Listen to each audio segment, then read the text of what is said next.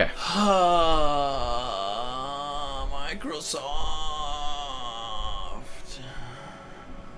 Let's get into it. Let's do it. All right. Ori 2 is a deadlock. Is it? Yeah, it made an appearance last year. Okay. People are very Yep. excited.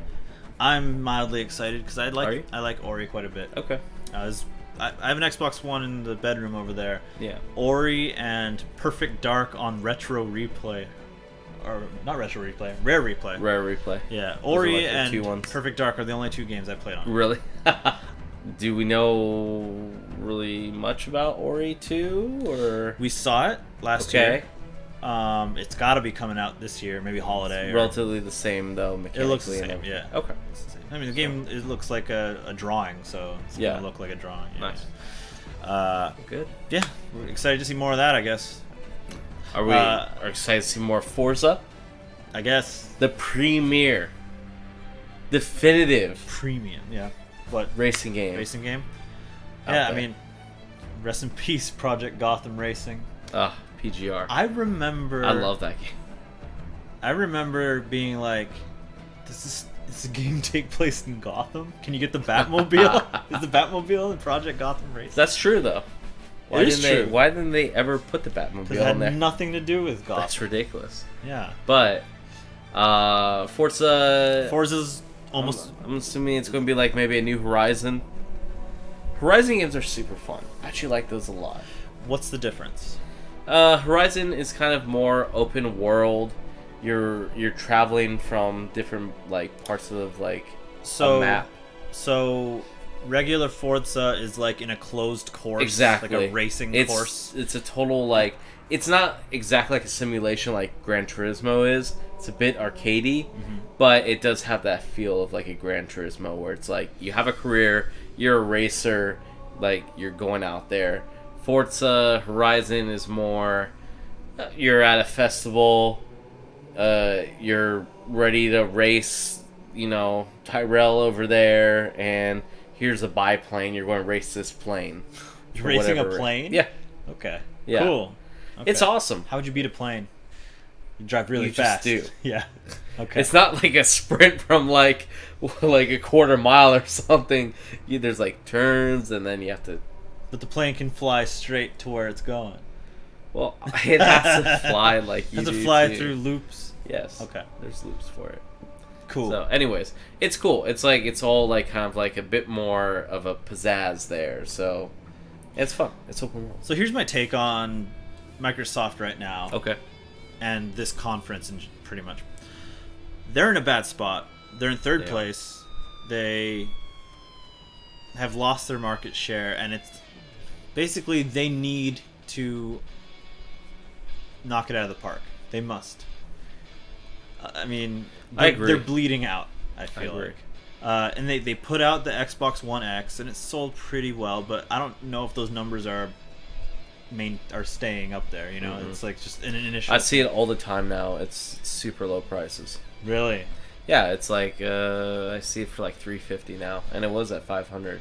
Yeah, the release of that console really baffles me because it feels like, the Xbox One S was the perfect kind of answer to the PlayStation 4 Pro. Yep. Right. These are both half measures. These are both just played kind of 4K, Yeah. like These are the you can expansion up-res pack it. to the N64. Exactly. Just like helping along the way Yeah, for the rest of the console for sure. generation. Absolutely. But the Xbox One X felt like here's a next generation console that plays current gen games, and there aren't next generation games with it, And now that seal has been released or whatever, it's not like they can release Xbox 2 or whatever the next one is like anytime soon. That's how it feels, at least.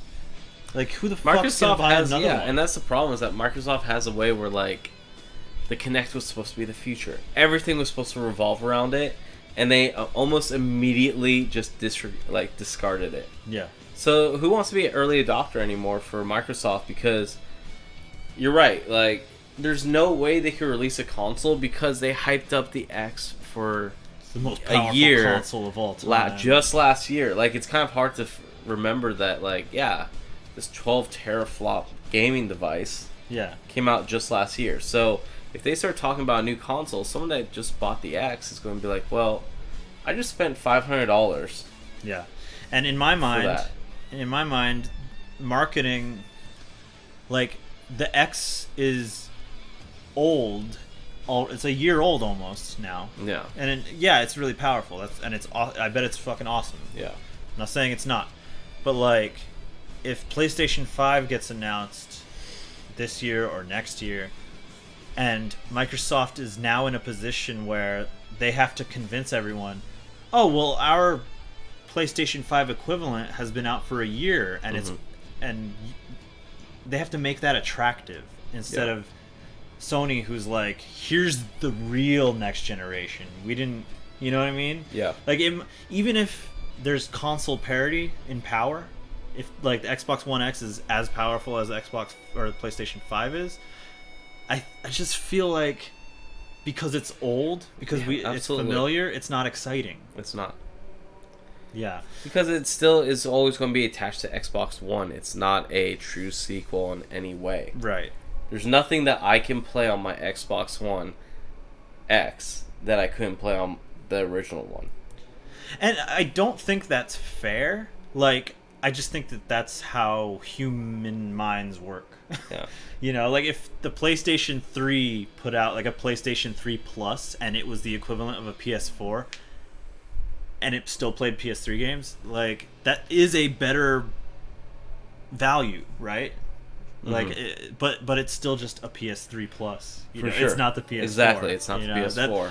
I don't know. But anyways, no, I understand. Yeah, 100%. Yeah, we're going off a tangent though. But what I was getting at though, I mean, what I'm saying is that Microsoft's in a very weird position right now, where like I feel like they have no choice but to like really show us why they're worth keeping around.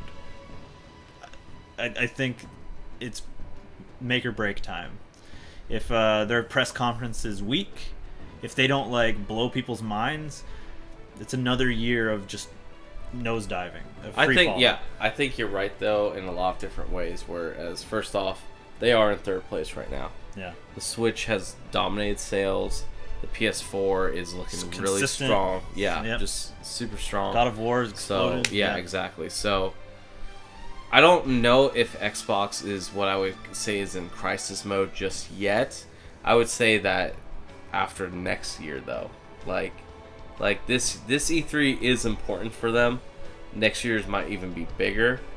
But you're right. I mean, like, at the end of the day, they need to bring something new to the table and say, this is why you love Xbox. I mean, the bottom line is that when we're putting together this video, we put down a list of games that we know is coming and games that we think might show up. Mm-hmm.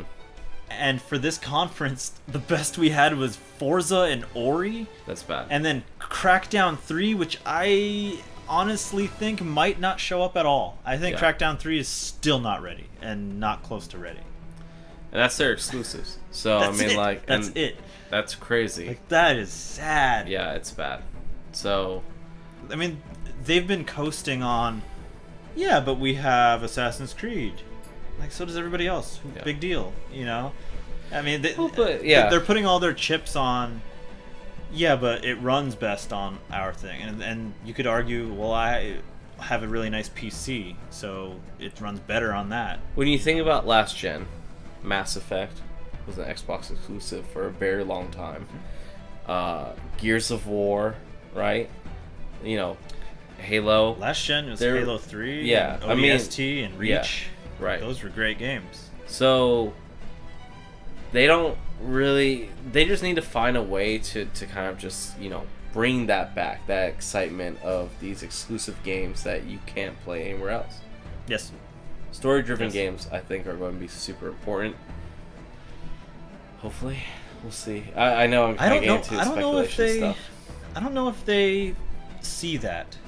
Like, God of War is maybe the first blip that they might go, oh, this might be worth seeking out. But Microsoft strikes me as EA-esque. Yeah. Where they're like, the big bucks are in the battle royales, and the big bucks are in like free-to-play models, and you know, that kind of thing. Where like, why are we?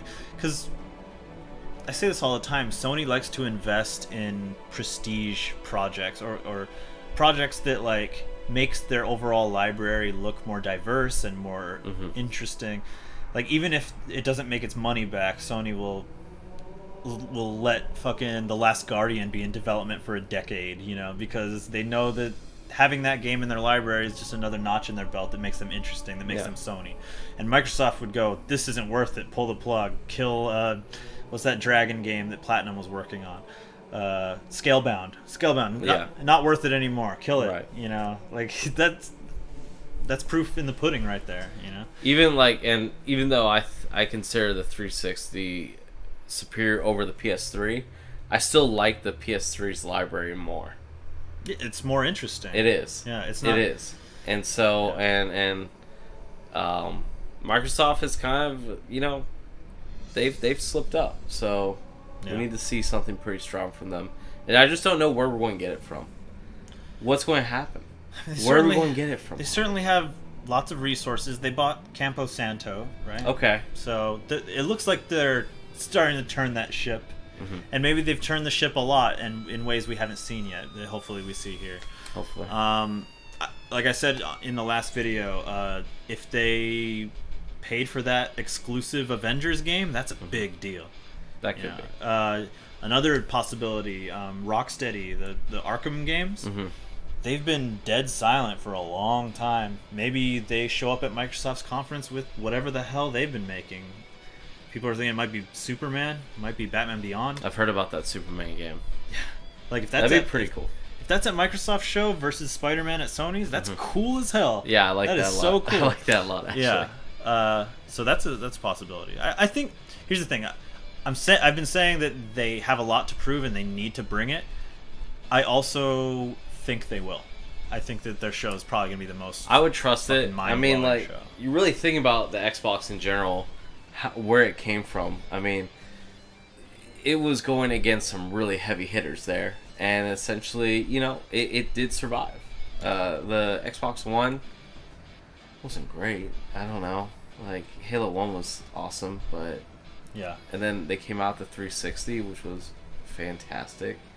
So here's a couple things that would blow my mind. Okay. Because they would focus on my nostalgia and things that I recognize, and it would kind of like let my mind go speculate on what that could be. Bring back Perfect Dark. Be like, we're trying again. We're fixing Perfect Dark. Oh shit. Okay. Oh wow. All right. And here's maybe even like flaunt that you have a really talented studio that makes action shooters. Like that's the thing for sure. Perfect Dark made by that team. Okay. Wow. Maybe reboot Halo. Like, reboot it. Just call it Halo or Halo something. I don't know. Do something new, interesting. Maybe make Halo over the shoulder.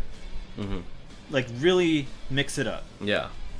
Absolutely. Like, I think that'd be interesting. What if, like, you're a Spartan and you can, like, it's kind of like a character action game, like a Devil May Cry kind of thing. Like, I don't know.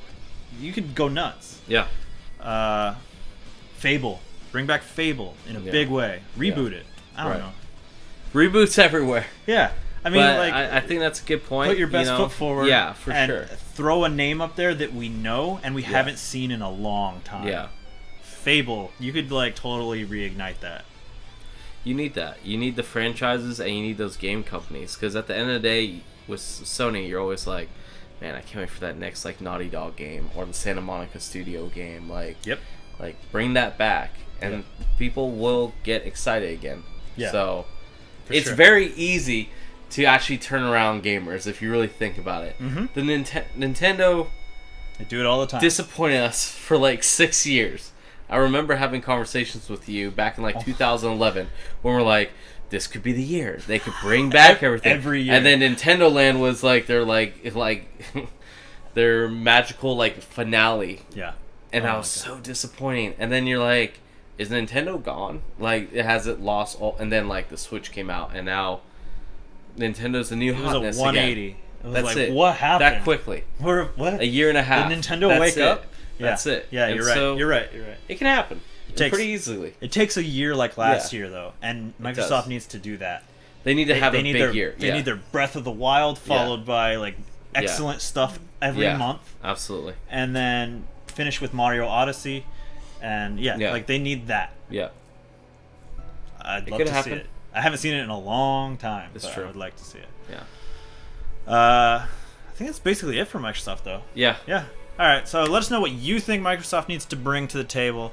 Let us know if you think we're off base at all with where we think, Microsoft is in the industry right now. Yeah. Yeah. All right. We'll see. We'll see you guys for the Sony conference. Bye, guys. Bye.